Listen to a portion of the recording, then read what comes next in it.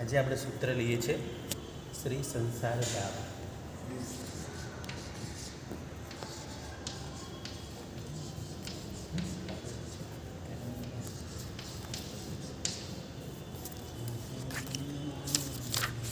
એનું બીજું નામ છે વીરજીના સ્તુતિ.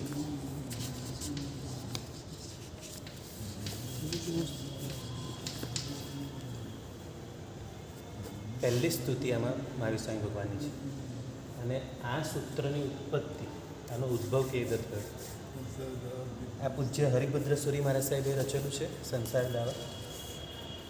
અને એમને જે 1444 ગ્રંથ રચેલા, 1444 ગ્રંથ, એમાં છેલ્લા 4 ગ્રંથ બાકી હતા. એમનો સમય નજીક આવ્યો એટલે ગુરુ ભગવંતે એમને કીધું કે તમે એવી 4 ગાથા એવી રચી દો કે જે ગ્રંથ જેવી કહેવાશે. આ સંસાર દાવાની 4 થોય 4 ગ્રંથ જેવી છે. 1444 ગ્રંથ રચવાના કીધેલા એમને 4 જ અમે 4 જ ગાથા છે, 4 જ છે. તો એમને પ્રાયશ્ચિત રૂપે 1444 ગ્રંથ રચવાના કીધેલા. 1440 તો રચાઈ ગયેલા, પણ હવે કે સમય નજીક છે, કાળ એમનો નજીક હતો, એટલે છેલ્લે પણ એમણે આ સંસાર દાવા રચ્યું છે. એમાં સૌથી પહેલી સ્તુતિ છે મહાવીર સ્વામી ભગવાનની સ્તુતિ. એનું બીજું નામ જ છે વીરજીની સ્તુતિ, મહાવીરજીની સ્તુતિ. પણ એક જે ગાથાઓ રચી છે એટલી અદ્ભુત ગાથાઓ છે, 4 ગાથાઓ. અને છેલ્લી ગાથા રચતા રચતા આમુ લાલોલ ધૂલી બહુલ પરિમલા લીઢો લો લાલી માલા, બસ આટલું બોલતા બોલતા હવે એમનો કાળ થઈ ગયો. એટલે એમના અંદરમાં તો ગાથા બનેલી તૈયાર હતી, પણ પેલું બોલવાની શક્તિ ન રહે. અને પછી ત્યારે કહેવાય છે, આગળના જે શબ્દો છે ઝંકારારા, આપણે આખો સંઘ બોલીએ છીએ એટલે બાકીની સંઘે પૂરી કરી.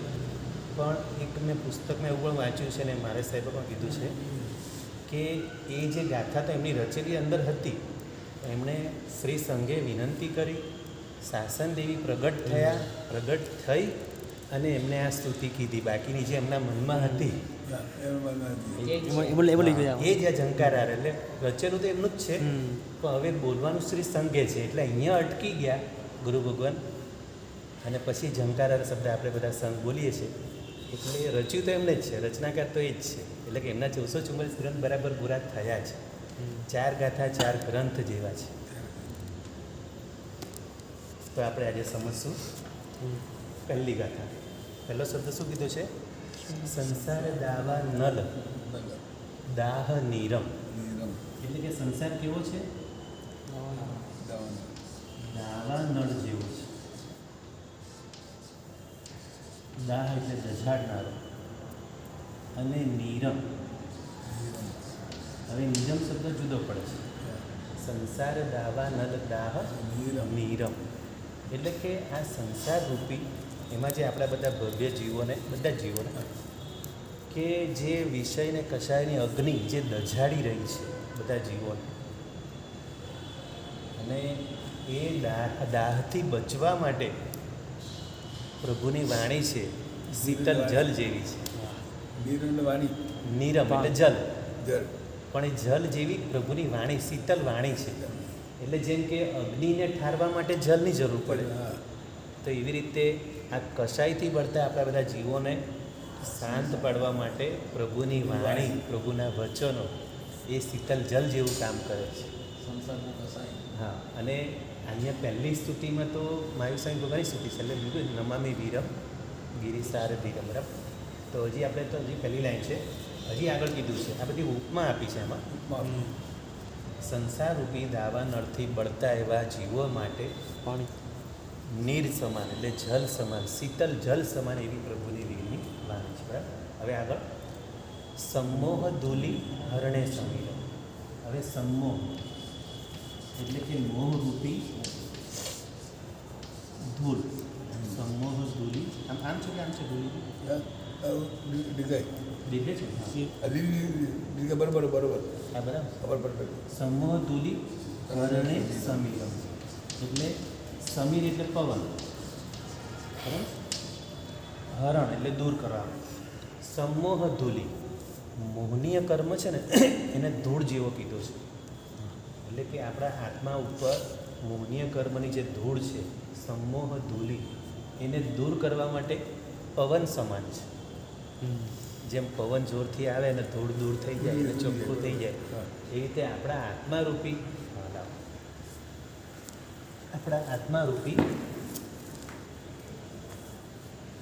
આત્માની જે શુદ્ધતાને ઢાંકનાર એવું મોહરૂપી કર્મ છે, સૌથી ભયંકર મોહનીય કર્મ જ છે.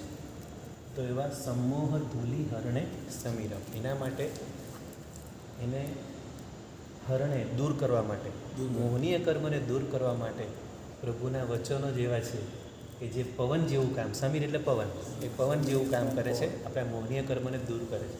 તો જ આપણા આત્માની શુદ્ધિ થશે. એકવાર મોહનીય કર્મ દૂર થયો, એમાં ગાબડું પડ્યું એટલે સંકિતની પ્રાપ્તિ થાય છે. સંકિત થયું પછી ધીરે ધીરે બીજા બધા કર્મો હટશે. સૌથી પહેલાં તો મોહનીય કર્મ જ વધારે હેરાન કરે. પછી આગળ છે માયા રસા દારણ સારસી, માયારૂપી ધરતી, માયા રસા દારણ સાર સીરમ. સીરમ માટે શું કીધું છે? રસવઈ દીર્ઘઈ છે. સીરમ એટલે શું? ખેત હોય ને, ખેતમાં આપણે હળ ચલાવીએ, હળના જે પોઈન્ટ હોય ને, પોઈન્ટના ભાગને સિદ્ધ કહેવાય. સિદ્ધ એટલે હળનો આગળનો ભાગ સિદ્ધ, ધાર. તો માયારૂપી ધરતી એકદમ સખત હોય એટલે ખેડૂતો શું કરે? એને ખેડવા માટે પેલા હળમાં બધા આગળ પોઈન્ટ લગાવેલા, એને સિદ્ધ કહેવાય. તો હવે કપટરૂપી પૃથ્વીને ખોદવા માટે, એટલે માયા છે ને કપટ કહેવાય. તો આપણામાં જે માયાનો દુર્ગુણ હોય, તે કપટવાળા દુર્ગુણને દૂર કરવા માટે પ્રભુની વાણી સિદ્ધ જેવી છે. જેમ ખેડૂતો કેમ હળ ખેડે જમીનને ફળદ્રુપ બનાવવા માટે, કેમ કે આપણું આ અંદરનું આપણી જે જડતા છે, જડતાને દૂર કરવા માટે પહેલાં આપણી અંદરની ભૂમિને ફળદ્રુપ બનાવવી પડે, પછી અંદર સંકિતના બીજ વવાય, અને તો આપણને કંઈ સમજણના અંકુર ખુલે અને આપણને બધું ભાન થાય, સમજણ આપણી ખુલે. તો એના માટે પણ પ્રભુની વાણી કેવી? હળ જેવી છે, આપણે કપટરૂપી પૃથ્વીને ખોદવા માટે. અને પછી શું કીધું છે? નમામિ વીરમ ગિરિસાર ધીરમ, એટલે કે નમન કરું છું હું કોને? વીર પ્રભુને. અને કેવા છે? ગિરિસાર ધીરમ. ગિરિસાર, ગિરી એટલે તો પર્વત, પણ સાર એટલે બધા પર્વતોમાં સૌથી શ્રેષ્ઠ પર્વત કયો છે? મેરુ પર્વત. તો પ્રભુ કેવા છે? પ્રભુને મેરુ પર્વત જેવા એકદમ અચલ ને અડગ કીધા છે. ધીરતામાં એમનો ધીરજ કેવી છે? મેરુ પર્વત જેવી. તો એવા ધીરતામાં જે મેરુ પર્વત જેવા સમાન છે, એવા મહાવીર સ્વામીને હું નમન કરું છું. તો આ બધી એમની કૃપા છે. આપણને જે કંઈ મળ્યું છે આગમો વગેરે બધું, કે એમનું શાસન છે, એમણે જ આપણી પર બધી કૃપા કરી છે. એટલે સૌથી પહેલી સ્તુતિ મહાવીર સ્વામી ભગવાને કરી છે. તો હવે આનો આખો ભાવાર્થ જોઈ લઈએ. સંસારરૂપી દાવાનળના તાપને ઓલવવાને માટે પાણી સમાન, નીરમ એટલે પાણી સમાન. પછી અજ્ઞાનરૂપી ધૂળને હરણ કરવાના. મોહ એટલે શું છે? મોહ મિથ્યાત્વ, અજ્ઞાન. આ મોહનીય કર્મથી આપણું અજ્ઞાન વધારે છે, બરાબર? ગાઢ મિથ્યાત્વ હોય એટલે મોહ. તો અજ્ઞાનરૂપી ધૂળને હરણ કરવા માટે, એટલે કે દૂર કરવા માટે પવન સમાન, સમીર એટલે પવન. કપટરૂપી પૃથ્વીને ખોદવાને તીક્ષ્ણ હળ સમાન, સીરમ એટલે શીત. તો હળની જે આગળ શીત હોય પોઈન્ટથી, તો પૃથ્વીને ખોદવાને તીક્ષ્ણ હળ સમાન અને મેરુ પર્વતની જેવા ધૈર્યવાળા. નમામિ વીરમ ગિરિસાર ધીરમ. તો ધીરતાનો ગુણ આવે ને, નમામિ વીરમ અને ગિરિસાર. ગિરી એટલે સામાન્ય પર્વત, પણ સાર એટલે બધા ગિરિઓમાં સૌથી શ્રેષ્ઠ કયો છે? કે મેરુ પર્વત. તો ગિરિસાર ધીરમ એટલે આને મેરુ પર્વત કહેવાય. ગિરિસારનો મતલબ મેરુ પર્વત જેવા ધૈર્યવાળા એવા વીર પ્રભુને હું નમસ્કાર કરું છું. પહેલી જ ગાથા કેટલી સરસ રચી છે એમને, જે હરિભદ્ર સુરી મહારાજ છે. ગિરિસાર ધીરમ.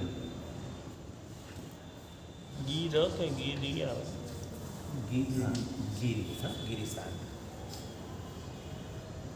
એમાં બી રસોઈ છે. આ રીતે ગીરી નમામિ ગીરમ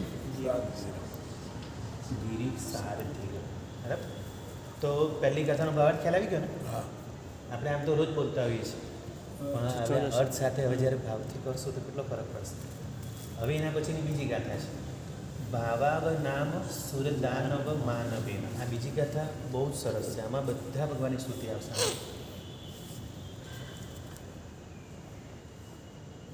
આમાં પહેલી ગાથામાં એક તીર્થંકર ભગવાનની વાત થઈ, બરાબર. હા. હવે બીજી ગાથામાં બધા આપણે જોઈએ ને 4 થોઈ હા, કેવી રીતે હોય બરાબર. છે. આપણે આગળ કલ્યાણ કંદમાં પણ જોઈ ગયા. 4 થોઈમાં શું હોય? બીજી થોઈમાં બધા ભગવાન આવી ગયા. એટલે પહેલી ચારિત્રની, બીજી દર્શનની અને ત્રીજી જ્ઞાનની આવશે. તો આપણે બીજી દર્શનની જોઈએ. તો શું કીધું છે એમાં? ભાવાવ નામ સુરદાનવ માનવેન. સુરદાનવ માનવેન એટલે કે ભાવથી અવનામ એટલે કે નમસ્કાર કર્યો છે, ભાવપૂર્વક નમસ્કાર કર્યો છે જેમણે, એવા સુર દાનવ માનવેન. સુર એટલે દેવો, દાનવ એટલે દાનવો અને માનવેન. દાનવ એટલે શું થાય? નીચે ભવનપતિના જે બધા છે ને હા. ઇન્દ્ર, એ બધાને અસુરમાં ગણાશે. સુર વૈમાનિકમાં સુર ગણાશે, નીચે ભવનપતિમાં અસુર. સુર અસુરી. તો ભાવાવ નામ સુર દાનવ માનવેન અને મનુષ્યો માનવેન એટલે મનુષ્યોના પણ. અને આ બધાના શું છે? આ બધાના જે રાજા હોય, જેમ કે દેવોના રાજા ઇન્દ્ર, ભુવનપતિના રાજા નીચે બધા ચમ્રેન્દ્ર વગેરે છે, તે ધર્મેન્દ્ર અને ચર્મેન્દ્ર, નાગેન્દ્ર વગેરે, અને માનવોના રાજા ચક્રવર્તી. બરાબર. તો આ બધા રાજાઓના ચૂલા વિલોલ કમલાવલી માલિકા. ચૂલા વિલોલ એટલે શું? ચૂલા ચૂલા એટલે હા એટલે મુગટો. મગજ ચૂલાનું મગજ ચૂલા વિલોલ કમલાવલી એટલે કે મુગટોની શ્રેણી. એટલે કે આ બધા પ્રભુના ચરણોમાં જે નમસ્કાર કરી રહ્યા છે ત્યારે કેવું સીન કેવો બને છે? ત્યારે બધા દેવો ઇન્દ્રો વગેરે બધા પ્રભુના ચરણોમાં નમસ્કાર કરી રહ્યા છે. એટલે બધા મુગટો છે ને, મુગટોની એક જાણે કમળની શ્રેણી બની રહી છે. કમલાવલી બરાબર. એટલે શ્રેણી, કમલાવલી આખી એક આવલી બને છે. પાખડી હા, આખા લાઇનસર બધા આવીને નમતા હોય એટલે કેવું આમ સરસ. અને બધા મુગટો હોય, મુગટોમાં ડાયમંડ હોય અને ચમકતા હોય. તો ભાવપૂર્વક નમસ્કાર કર્યા છે જેમણે, એવા દેવ દાનવ અને મનુષ્યના સ્વામી, તેમના મસ્તકને વિશે રહેલા મુગટ ઉપરના દેદીપ્યમાન એટલે ચપળ કમલાવલી માલિતાની, કમળોની આવલી, અને એમના વડે પૂજાયેલા છે. માલિતાની એટલે પૂજાયેલા છે. બરાબર. તથા સમ્યક રીતે પૂર્ણ કર્યા છે. સમ્યક રીતે એટલે સંપૂરિતા ભિન્નત. સંપૂરિત એટલે કે પૂર્યા છે. અભિનત એટલે કે જેમને નમન કર્યા છે એ બધાના લોક સંહિતા, સમ્યક રીતે પૂર્ણ કર્યા છે નમસ્કાર કરનારના મનોવાંછિત, લોકોના મનોવાંછિત. એટલે આ બધા દેવો દેવેન્દ્ર વગેરે બધા પ્રભુને જે ચરણે નમે છે, તો બધાના મનોવાંછિત પૂર્ણ કર્યા છે. કોણે? જીનેશ્વર ભગવાન.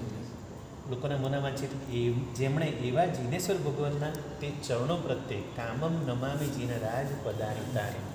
એટલે હું એવા ચરણોમાં નમસ્કાર કરું છું, એવા બધા જીનેશ્વરોમાં. હવે એક નહીં, હવે આમાં બીજી ગાથામાં બધા જીનેશ્વરો. એટલે આજ સુધી જેટલા તીર્થંકરો થઈ ગયા છે, જેટલી 24 થઈ છે, જે ભવિષ્યમાં થશે, 5 ભરત, 5 ઐરાવત, 5 મહાવિદ્ય, આ બધા જ જીનેશ્વર આવી ગયા. આ બીજી ગાથામાં બધા જ જીનેશ્વરો ભવિષ્યમાં થનારા છે એ પણ આવી જાય છે. એટલે જેમ કે પહેલાં પદ્મનાભ સ્વામી થવાના છે એ પણ આમાં આવી જાય છે. સિમંદર સ્વામી પછી બીજા જે રીત થવાના છે એ પણ આમાં આવી જાય છે. એના આગળ પહેલાં થયા એ પણ આવી જાય છે. 170 તીર્થંકર ભગવાન એ પણ આવી જાય છે. બધા જ તીર્થંકરો આમાં આવી જાય છે. તો એવા જીનેશ્વર ભગવાનના ચરણમાં હું વંદન કરું છું કે જેમના ચરણોમાં દેવો દાનવો મનુષ્યોના રાજાઓ એ બધા લાઈનસર આમ પગે લાગીને ઊભા હોય અને એમના મુગટોની આવલી બનતી હોય અને ચમકતી હોય બધી, અને એવી હારમાળા બનતી હોય, અને એ બધાના મનોવાંછિત પૂર્યા છે. ભગવાને આ બધાના મનોવાંછિત પૂરા કર્યા છે. એટલે પ્રભુની ભક્તિ કરવાથી તમારી બધી ઈચ્છા પૂરી થાય છે. પણ આપણે ઈષ્ટફળ આપણે નક્કી કરવાનું. આપણું ઈષ્ટફળ કેવું હોવું જોઈએ? પછી એમાં કંઈ નહીં, જો આપણું ઈષ્ટફળ જો ખોટું હોય ને તો આપણો સંસાર વધી જાય. એટલે ઈષ્ટફળ આપણે રાઈટ રાખવાનું. જય વીરામાં આપણે આગળ જોઈ ગયા ઈષ્ટફળ સિદ્ધિ. હા, બસ ઈષ્ટફળ આપણું રાઈટ હોવું જોઈએ. અને ક્યાંક આપણે ખોટું ઈષ્ટફળ પકડાઈ જાય તો શું થાય છે? હા, મોક્ષનું એક જ મોક્ષનું લક્ષ્ય જ હોવું જોઈએ, બીજું બધું બહુ જ બીજું. એટલે સ્વ અને પરનું હિત, એટલે પોતાનું બી હિત ને બીજાનું પણ હિત, પણ પોતાના આત્માનું હિત, આ શરીરનું નહીં. સ્વ એટલે શરીર નહીં, સ્વ એટલે આત્મા. આપણે સ્વમાં સુખ, આપણે શરીર પકડીએ છીએ. પછી આપણે સુખી થાવ એટલે ખાલી શરીરની દ્રષ્ટિએ નહીં, એ નહીં. સાચી દ્રષ્ટિએ જે આત્માનું હિત થાય, પોતાના આત્માનું હિત અને બીજાના આત્માનું હિત, તો સ્વ પર હિત એ દ્રષ્ટિએ ઈષ્ટફળ નક્કી કરવાનું. બસ શરીરને ધ્યાન ના રાખે તો આરાધના કેવી કરી શકે? હા, શરીર પડી જાય હા, તો પછી આરાધના કેવી થાય? હા, શરીરનું ધ્યાન રાખવા પૂરતું રાખવાનું છે, પણ પછી જીભડીનું ધ્યાન રાખીને આપણે આંબિલમાં મારે સાહેબ શું વાત કરી? આંબિલમાં શું વાત કરી? હા, એટલે આંબિલ આસક્તિ ઘટાડવા માટે કરવાની, રસની ઇન્દ્રિયની આસક્તિ ઘટાડવા માટે કરવાની, બરાબર. પણ પછી એમાં આપણે ઢોસા જોઈએ ને ઇડલી જોઈએ, વાત કરીને ચટણી, હા, સૂંઠની ચટણી બનાવી અને ગરમ જોઈએ, બધા રોટલા બી ગરમ જોઈએ, દાળ બી ગરમ જોઈએ. આમાં તો ગરમની તો જરૂર ક્યાં છે? પેટને તો કંઈ ગરમ પેટ નથી માંગતું. આ ગરમને બધું જીભ માગે છે અને વચ્ચે મન ડખો કરે. એટલે શરીરને આધાર માટે જો કરવું હોય તો બસ જેવું હોય તેવું ચાલે. કે તમારા મળે કે મારા મળે ના કરતા, અમારા મળે ના કરતા, અમારા મળે બધું કરવાનું તમારે. હા, એવું જ ના, એ વ્યવસ્થાપકો તો બરાબર કરવાનું જ છે. તમારા મળે બધું પછી વ્યવસ્થાપકે આ બધું વાત નથી કહેવાનું. એમણે તો ભક્તિ કરવાની છે, એ બી મારા સાહેબે કીધેલું કે વ્યવસ્થાપકે ભક્તિ કરવાની છે, પણ આપણે આંબિલ કરનારે આપણે જેટલું બને એટલું ઓછામાં ચલાવવાનું છે. અને પછી કદાચ કોઈ વસ્તુ મોડી વહેલી થાય તો કંઈ ત્યારે ક્ષમતા રાખીને ચલાવી લેવાનું છે, વાપરી લેવાનું છે. એટલે આસક્તિ ઘટાડવાની છે.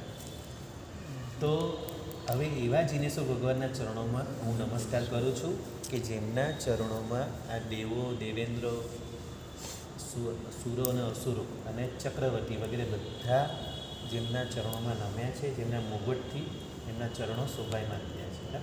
તો શું કીધું? ચૂલા વિલોનો કમલાવલી માલિકા, એટલે કે જેની કમલોની આવલી થાય છે,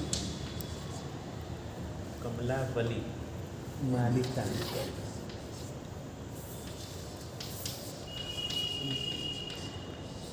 અને સંપૂરિતા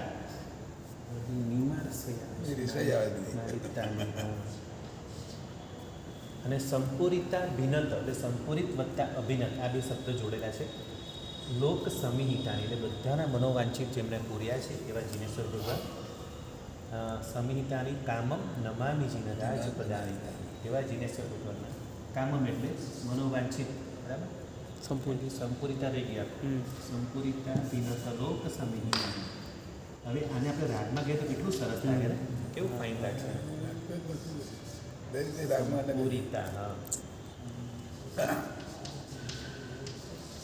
એટલે આમાં છે ને બે શબ્દો જોડેલા છે આમાં. એટલે જ્યારે અર્થ કરવો હોય ત્યારે એની સંતિ સંપૂરિત વત્તા અભિનત. લોક સમિહિતા, એટલે કે લોકોના મનોવાંછિત પૂર્યા છે. સમિહિતા અને છેલ્લે છે કામમ નમામી જીનરાજ પદાનિ. અને આપણે છે ને આખો ભાવાર્થ આપણે વાંચી જોઈશું, કેટલું સરસ લખ્યું છે. એટલે આપણે ખાલી શબ્દોનો અર્થ કર્યા, પછી હવે આખો ભાવાર્થ વાંચી લઈએ. જીનરાજ પદાનિ તાણી.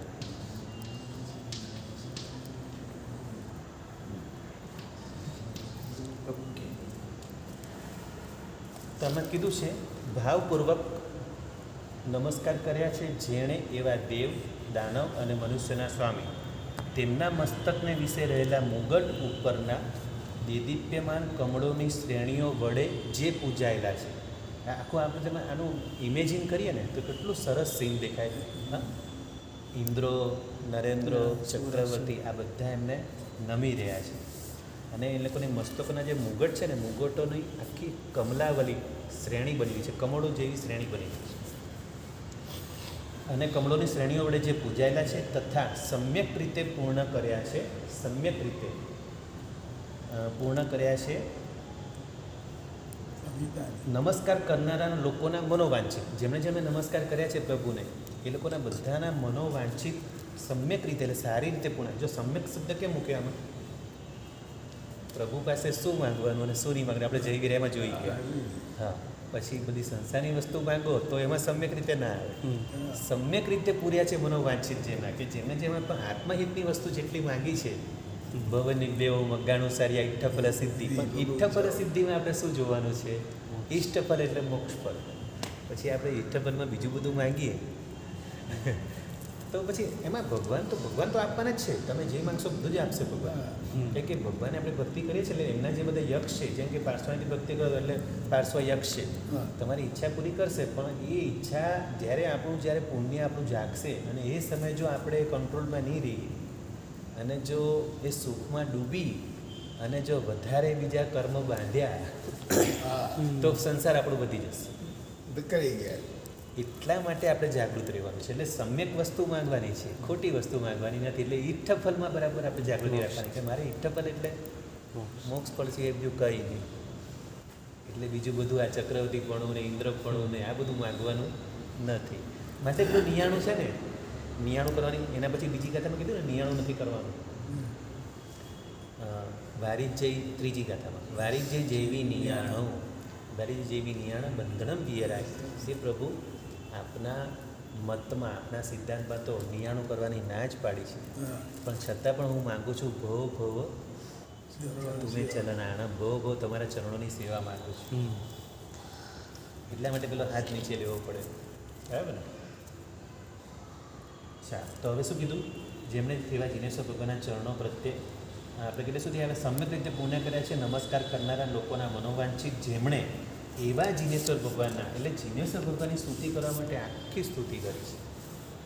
કેવા જીનેશ્વર ભગવાન? કે જેમણે બધાના મનોવાંછિત પૂરા કર્યા છે અને જેમના ચરણોમાં આ બધા દેવો, દેવેન્દ્રો, ચક્રવર્તી, બધા નરેન્દ્રો બધા એમને વંદન કરી રહ્યા છે. એવા જીનેશ્વર ભગવાનના તે ચરણો પ્રત્યે કામમ નમામિ જીનરાજ પદાનિતાની તેવા ચરણો પ્રત્યે, એવા જીનેશ્વર ભગવાનના ચરણો પ્રત્યે હું સ્વેચ્છાએ નમસ્કાર કરું છું. તો આ બીજી ગાથા થઈ સમ્યક દર્શનની. બરાબર? આપણે 4 થોયમાં પહેલી જીનેશ્વર ભગવાનની, બીજી બધા જીનેશ્વરોની, એટલે પહેલી ચારિત્રની, બીજી દર્શનની. હવે ત્રીજી આવે છે સમ્યક જ્ઞાન, એટલે શ્રુત જ્ઞાન. તો ચારિત્ર, દર્શન અને જ્ઞાન. હવે આવશે બૌદ્ધા ગાથા. આ બહુ સરસ છે. આ ગાથા એકદમ સરસ ગાથા. એક ગાથા કેટલી ચડિયાતી ગાથા. અને શું હરિભદ્ર સુરી મહારાજ સાહેબે શબ્દો રચ્યા છે કે વિચાર કરો, અંત સમય નજીક આવ્યો છે ત્યારે પણ આવી સરસ ગાથાઓ રચી છે. તો એમના જીવનમાં તો એમના જીવનમાં કેવું રચ્યું હશે. 1444. હા હા, યાકી મહત્તરા સુનું, એ તો લખતા ને બધા સૂત્રોમાં. અને ભવવીર, જો આમાં છેલ્લો શબ્દ ભવવીર આવશે છેલ્લી ગાથા. એમના બધા ગ્રંથોમાં ભવવીર શબ્દ વધારે આવે. અને એમનો ઉપકાર માનવા માટે યાકી મહત્તરા સુનું, એટલે કે એ સાધ્વીજી ભગવાન મારા ઉપકારી છે એમ કરીને એમને યાદ કરે. આ બધી આપણે મળી આખો ગ્રંથ એ તો છે. જો આપણા કહું ને જીન શાસ્ત્રમાં સાધ્વીજી ભગવંતોનો ઉપકાર બહુ જ છે. આજની તારીખમાં પણ, પહેલાં પણ, આજે પણ છે જ. તો હવે આવશે ત્રીજી ગાથા બૌદ્ધા ગાથા. બારું શું આવે? સાધુમાનું બારું થાય એનું બારું શું આવે? સુપદ પદવી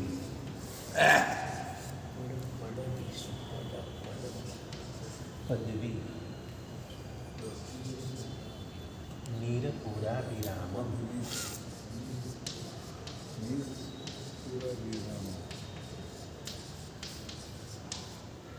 એટલા સરસ શબ્દો છે આમાં.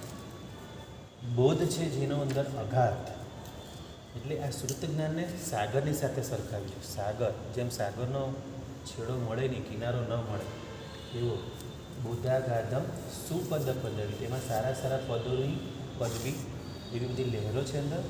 નીરપુરા, લહેરો તો આગળ બી શબ્દ આવશે. સુપદ પદવી નીરપુરા વિરામ. નીર એટલે પાણી. કે આ શ્રુત જ્ઞાનને આની સાથે સરખાવ્યું છે, સાગરની સાથે.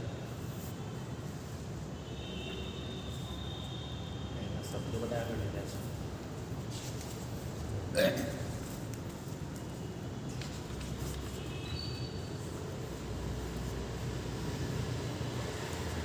જ્ઞાનથી ગંભીર બોધાગાધમ, બોધ વત્તા અગાધ, બે શબ્દ મળ્યા, બોધ અને અગાધ.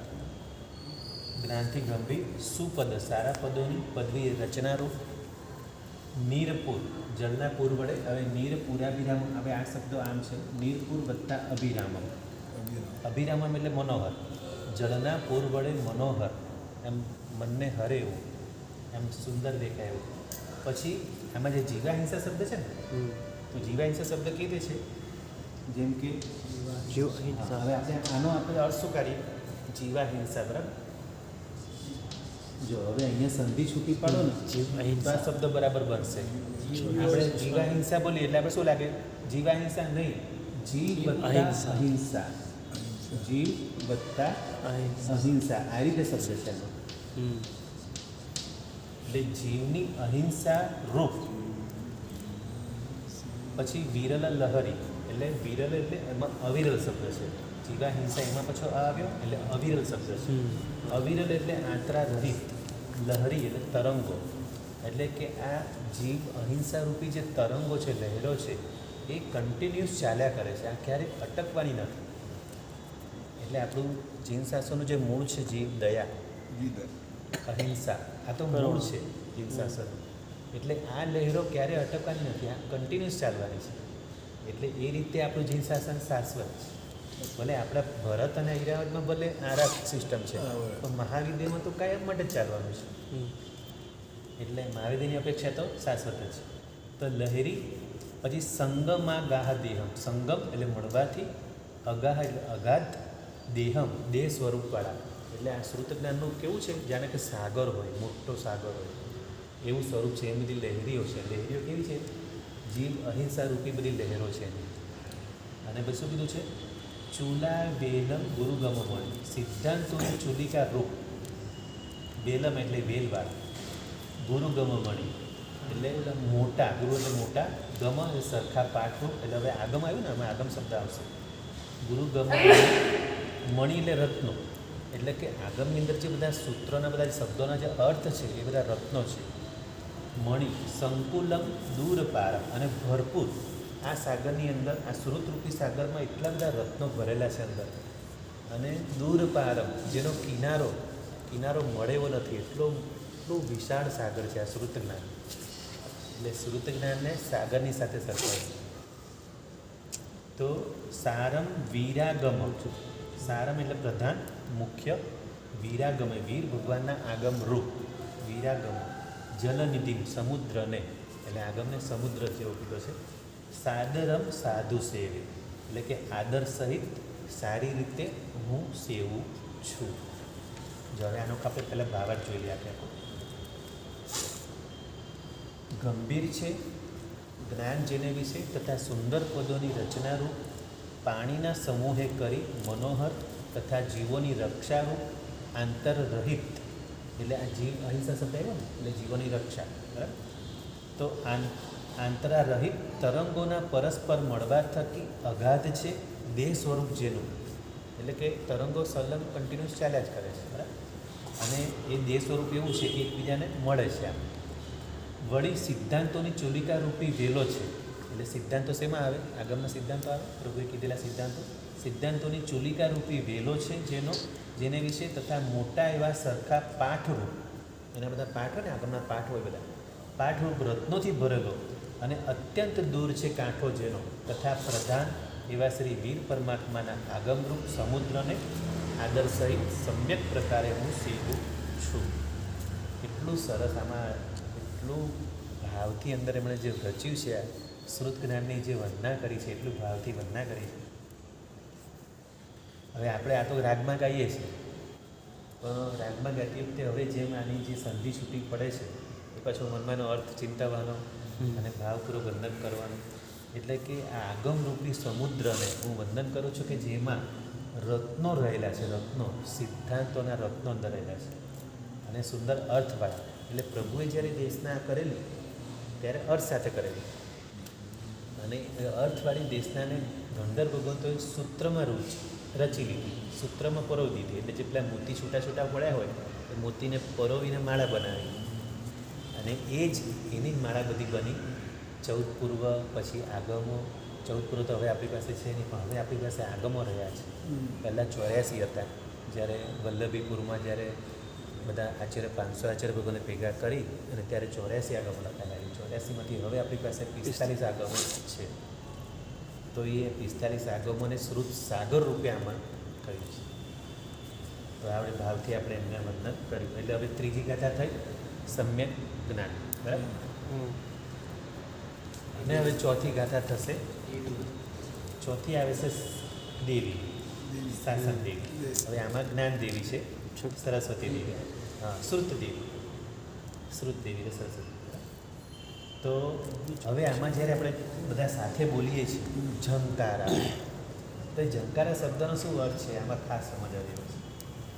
ઝંકારા એટલે ભમરાઓનો જે ગુંજારો થાય ને, ઝંકાર એ ભમરાઓનો ગુંજારોનો અવાજ. હા, ભમરા ગુનગુન ગુનગુન કરતા આવે ને એનો જે ઝંકાર થાય, અને એ શબ્દથી આપણે બધું આખું સંઘ સાથે બોલીએ છીએ ઝંકારા. ચાલો તો પહેલાં લઈએ શબ્દ આમૂલા. હવે આમાં તો અર્થ સમજી લીધો છે, લખું છે આપણું બોલું કે ચાલશે? હા, ચાલશે. તો આપણે લઈ લઈએ હવે આગળની ગાથા. આપણું સંસાર આજે કમ્પ્લીટ. તો હવે મોટી ગાથા છે છેલ્લી. આ ગાથા રચતા પૂજ્ય હરિપુત્ર સુરી બસ અહીંયા આવીને માલા સુધી આવીને અટક્યા. આમૂલા લોલ ગુરી. હવે આમાં બધી સંધિ થશે ને. પાછું જો આ સંસાર દાવા સૂત્ર જ એક એવું છે કે જેમાં એક પણ જોડાક્ષર નથી. બધા સૂત્રોમાં આ એક જ સૂત્ર એવું છે, એક પણ જોડાક્ષર જ નથી, જોઈન્ટ અક્ષર એક પણ નથી. તો કેવી રીતે અમે રચના કેવી સરસ કરીએ છીએ, એક પણ જોડાક્ષર વગરનું સૂત્ર. આ એની ખાસ ખાસિયત છે. બહુલ પરિમલા.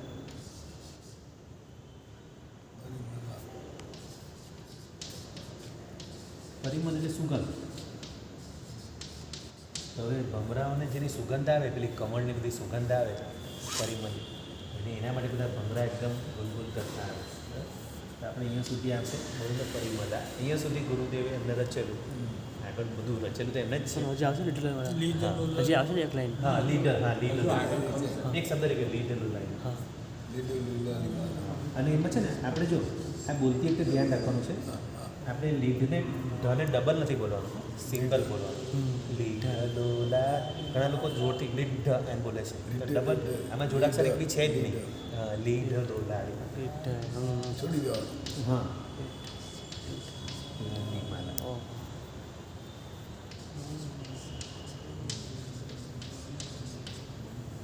હવે અહીંયા અટક્યા છે, પછી આપણે શ્રી સંઘ બોલે છે આગળ. ઝંકારા ભસા. હવે આપણા શબ્દો છૂટા પડશે. આપણે બોલેલા છે. અહીંયા સુધી બોલેલા, એટલે સુધી. પછી આપણે પછી એમને બોલવાનો શબ્દ અટકી ગયો. રચેલું હતું, મનમાં હતું, રચેલું કમ્પ્લીટ હતું, પણ બોલવાની શક્તિ અને એમનો કાળ ધર્મ થઈ ગયો. દેવો બોલ્યા. પછી શાસન દેવી અને સંઘને વિનંતી કરી, શાસન દેવી પ્રગટ થઈ અને બાકીની ગાથા પછી ત્યાંથી નક્કી કર્યું. બીજું કંઈક છે ને શું? એટલે સુધી આપણે પછી હા, આપણે અહીંથી જનકારાથી આપણે સંઘ બોલે છે ને. હા, એટલે બાકીની રચના એમ કહેવાય છે કે સંઘે કરી. એનો બોલવાનો મિનિંગ શું છે? હા, એ સમજાવું છું ને હું. એ બધું સમજાવું છું. લાઈન આવે ને સમજે ને. આવશે ને, બધું સમજાય છે. એમને શું રચ્યું એ પણ બધું આમાં અર્થ સાથે બધું કહું છું. એની દેવી પ્રગટ નહીં થઈ જાય એટલા માટે. ના ના, એવું નથી. શું દેવી પ્રગટ નથી? એ તો ઓલામાં આવે ને, એ તો ભક્ત હોય ને. અરે સાહેબ, હરિભદ્ર સુરી ભગવંત આટલું રચીને એમનો કાળ ધર્મ થઈ ગયો. પછી શ્રી સંઘે વિનંતી કરી, શાસન દેવી પ્રગટ થઈને એમની મનમાં જે ગાથા હતી એ પ્રગટ કરી એમને બાકીની ગાથા. જોરથી બોલવાનો મિનિંગ છે. જોરથી એટલે હવે સંઘે બોલવાનું છે, એટલે જોરથી બોલી હશે. આપણો સંઘ બોલે, સાથે બોલે તો અવાજ વધારે આવવાનો ને. એક બોલે 50 બોલે ફરક પડી જાય. અને જોરથી એટલા માટે કે હવે દેવીની સ્તુતિ કરીએ છીએ આપણે, અને આપણે ઉત્સાહથી આપણે બોલી રહ્યા છીએ, એટલે જરાક જોશથી બોલીએ છીએ. બીજું કોઈ કારણ નથી. હા અરે અર્થ કઈ લે છે એ ખબર નહીં હતા રહસ્ય છે એવું સાંભળેલું. તો બરાબર લખીને લઈ આવજો રહસ્ય હોય તો આપણે જાણી સાહેબને ખબર પડી જાય ખબર પડે આપણે ખબર પડે હા એટલે મારું તો જાણવા નથી આવ્યું પણ કદાચ હોઈ શકે કદાચ મારામાં મને ન ખબર હોય તમને ખબર હોય તો કાલે લઈ આવજો. હા એમ કે એમના તમને કોઈ હેરાન ન કરે ને અશુભોરા દૂર ભાગે. સામને હેરાન ના કરે એના માટે એમ તો બનાવે છે. એટલે જ ગોઠવી બોલવાનું. જોરથી વર્ષો જ બોલાય છે નવું જ બોલાય છે. આ તો શ્રુત દેવીની મને સ્તુતિ પાછી છે એટલે બહુ જ્ઞાનની દેવીની સ્તુતિ છે. હા, એવું કંઈક છે. અશુભોરા દૂર ભાગે એવું હવે મેં તમે સાંભળ્યું અડધી હતું. અડધી વાત કરો છો પૂરી વાત કરો તો ખબર પડે. અશુભોરા દૂર ભાગે એવું થોડુંક સાંભળ્યું હતું. જોરથી બોલવાથી એટલે સાંભળ્યું છે કે પાક્કી વાત છે કોઈ હા, એ ગ્રંથમાં બધું લખ્યું છે કે કોઈ ગુરુ ભગવંતે ના, કીધું છે ગુરુ કે- ભગવાન એકવાર પ્રતિકમાન સમયે ખાલી બોલ્યા હતા કે હા, હા. જોરથી બોલો ને તો હા. જે અશુચિત તત્વો હોય ને એ દૂર હા. ભાગે. તો બધી એટલે મેં મારું આ સાંભળવા આવ્યું તે કદાચ હશે તમે ના, એવું કંઈક છે આવું કંઈક છે ગુરુ ભગવંતે કીધું હશે તો હશે હોઈ શકે મને આજ સુધી મારા જાણવામાં નથી આવ્યું. ના, આ કલાકનું છે ભગવાનને પૂર્ણ છે આચાર્ય મારા સાહેબ આચાર્ય મારા અહીંયા મંદિરનો ના કથા કથા એટલે આનો આપણે અર્થ કરી લઈશું તો અમને ખ્યાલ આવી જશે કે એમાં શું કહેવા માંગે છે. પછી હવે કોણે શું કીધું પછી વાત ના બરાબર પહેલાં આપણે અર્થ સમજી લઈએ.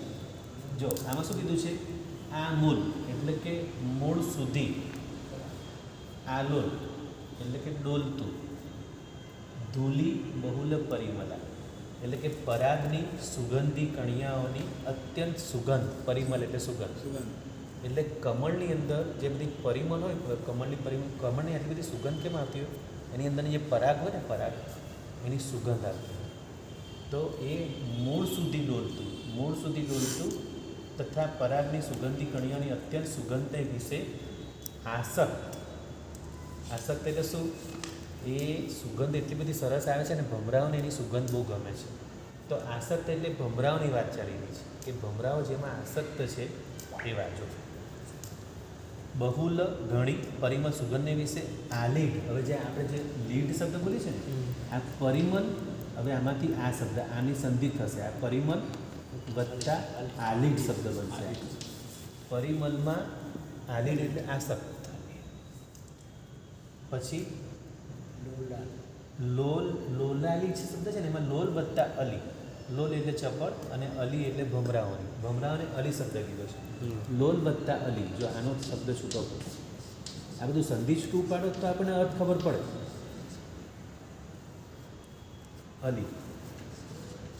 અલી એટલે ભમરાઓ લોલ એટલે ચપળ એટલે કે ભમરા શાંતિથી બેસે એકદમ અસ્થિર હોય ને એના ભમરા એમને પેલી પાંખો એકદમ સ્પીડ થતી હોય એટલે ચપળ ભમરાઓની માલા એટલે શું એક શાંતા બધા ભમરા લાઈનસર આવે એટલે ભમરાઓની માળા કાળા ભમરા એટલે જેને કાળા રત્નો જેવા દેખાતા હોય એ રીતે માલા.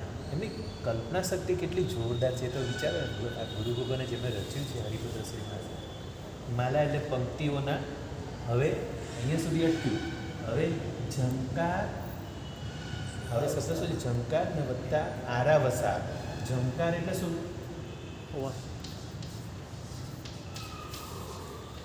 એમનો જે અવાજ છે અને શબ્દોથી આરાવસાર શબ્દોથી શ્રેષ્ઠ એમનો જે ગુનગુનનો જે અવાજ છે ને પણ એક સરખો જાણે સંગીત વાગતો એવો અવાજ છે આમ.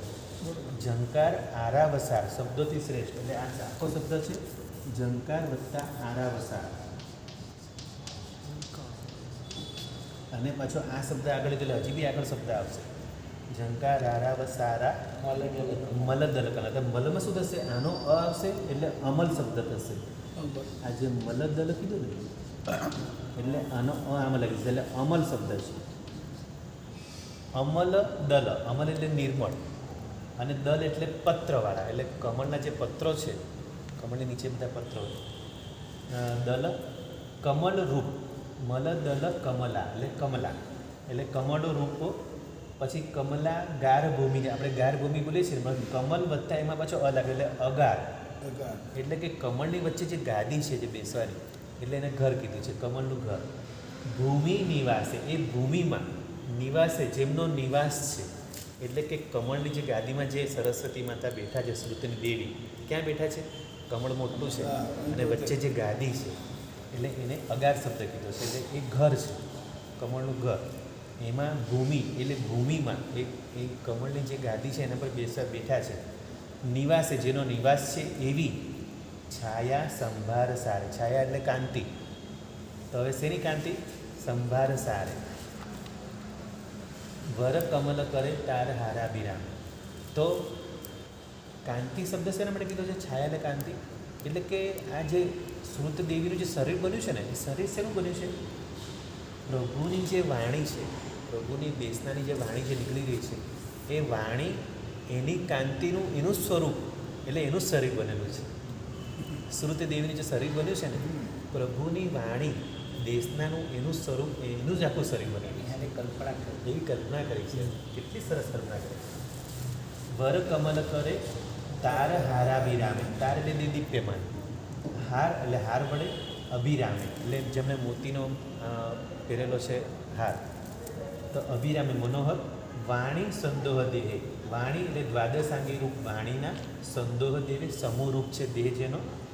એવા ભવ વિરહ વરમ, મને મોક્ષ રૂપ વરદાન આપો. ભવ વિરહ એટલે ભવથી વિરહ એટલે સંસારથી મને વિરક્ત પણ એવું મને વરદાન આપો. ભવ વિરહ વરમ દેહી મેં દેવી સારા. દેહી એટલે મને આપો, મેં એટલે મને, દેવી એટલે કે હે દેવી, શ્રુતની દેવી, સારમ એટલે પ્રધાન, એટલે આવું ઉત્તમ વરદાન મને આપો કે હું પણ ભવથી એટલે સંસારથી વિરક્ત થાઉં, મને વૈરાગ્ય મળે. અને જ્ઞાન વગર તો કંઈ છે જ નહીં. આ જ્ઞાનથી જ વૈરાગ્ય થાય, સમ્યક જ્ઞાનથી. અને જ્ઞાનની જ દેવી છે શ્રુત દેવી. એટલે શ્રુત દેવીની સહાય માગી છે આપણે કે મારામાં સાચી સમજણ આવે. સારું શું, ખરાબ શું, ખોટું શું, સારું શું, સાચું શું, આ બધું મને વિવેક કરવાની ખબર પડે. અને વિવેકને દ્રષ્ટિકોણ આપે શ્રુત દેવી. અને શ્રુત દેવીનું શરીર કોનું બન્યું છે?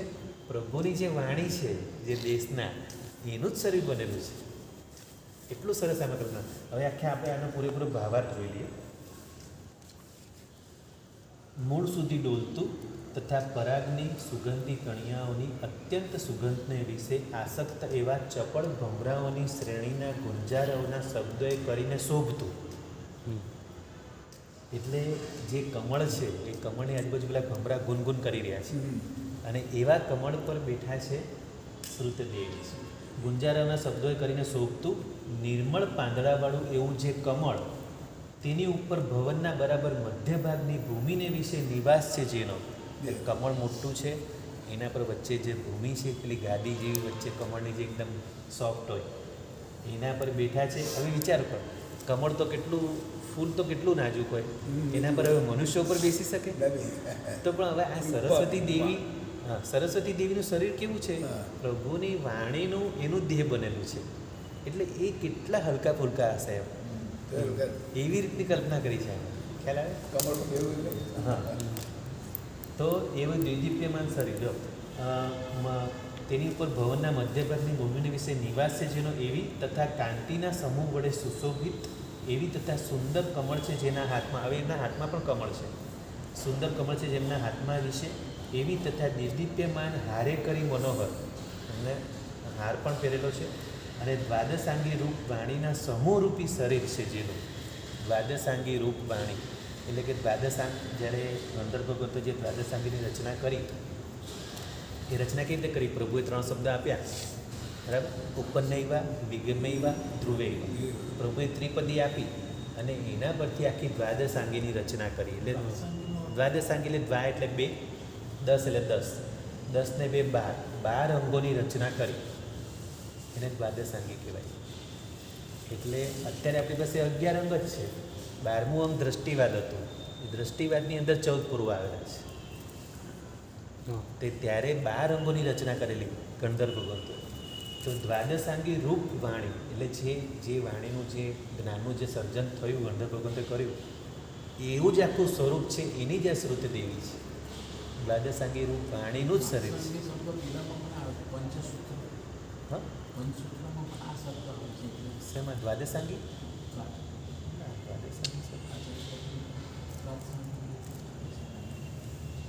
દ્વાદશાંગી શબ્દ પંચસૂત્રમાં તો મેં નથી જોયું. હું તો પંચસૂત્ર રોજ બોલું છું. કોઈ બીજું સૂત્ર હશે, બીજું કોઈ સૂત્ર હશે. તો દ્વાદશાંગી રૂપ વાણીના સમૂહરૂપી શરીર છે જેનું એવી શ્રુત દેવી મને પ્રધાન મોક્ષરૂપ વરદાન આપો. એટલે સારામાં સારું શ્રેષ્ઠ વરદાન તો કયું હોય? મોક્ષનું જ વરદાન. અને મોક્ષ પણ હવે એમની જ પાસે કેમ માંગ્યું? કેમ કે મોક્ષને માટે સૌથી પહેલું તો સમજણ. સમજણ શેનાથી આવે? જ્ઞાનથી. જ્ઞાન. અને કે બી બીજું બધું બહારનું જ્ઞાન નહીં, સમ્યક જ્ઞાન, કે જે સમ્યક જ્ઞાનથી સમ્યક સમજણ આવે, સાચી સમજણ આવે, એનાથી સમ્યક દર્શન મળે, સમ્યક ચારિત્ર આપણે લઈએ. અને એના માટે સૌથી ઇમ્પોર્ટન્ટ છે શ્રુત દેવીની આરાધના. એટલે એમાં જો ભવવિરહ શબ્દ, આ હરિભદ્રેશ્વરી મહારાજ સાહેબ એમના બધા લગભગ ગ્રંથોમાં ભવવિરહ શબ્દ ખાસ આવે. બહુ વિરોધ. ભવ એટલે સંસાર, એનાથી વિરહ, એનાથી મને છૂટવા. દેહી દેહી મેં દેવી સાર, હે દેવી સારભૂત એટલે કે મોક્ષરૂપ એવું મને વરદાન ભવ વિરહ એ આપ. એમને કેવું જ્ઞાન થઈ કોને? હરિભરી ના ના ના ના, કેવી રીતે થયું? વીર પ્રભુના કેટલામી પાટે થયા ને. જમ્મુ સ્વામી પછી તો કોઈ કેવળ થયું નથી ને, છેલ્લા જમ્મુ સ્વામી કેવડી હતા. અને આ તો એમના કેટલામી પાટે આવે છે હરિભદ્રેશ્વરી મહારાજ. પછી જમ્મુ સ્વામીને કેવળ ન થયું પછી એના પછી બધા જેટલા આવ્યા ને હવે કોઈને કેવળ ન થયું નથી. બધી કોઈને નથી. છેલ્લા જમ્મુ સ્વામી કેવડી ભગવંત હતા. હવે એના પછી તો કેટલી પાટો લગભગ ઘણી બધી પાટો પછી આવ્યા છે. હા આટો ઘણી આવી. દેવલોકમાં હશે એ બધા 100%. આ બધા આવા ઉત્તમ ગુરુ ભગત બધા દેવલોકમાં હશે. હવે થોડા બહુમાં મોક્ષે બી જશે, એ બધું બરાબર.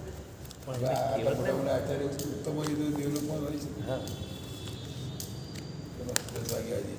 ચાલો જીનાજને રીત બોલાવી તો શ્યામી બરાબર. 10 તો વાગી જ આપણે.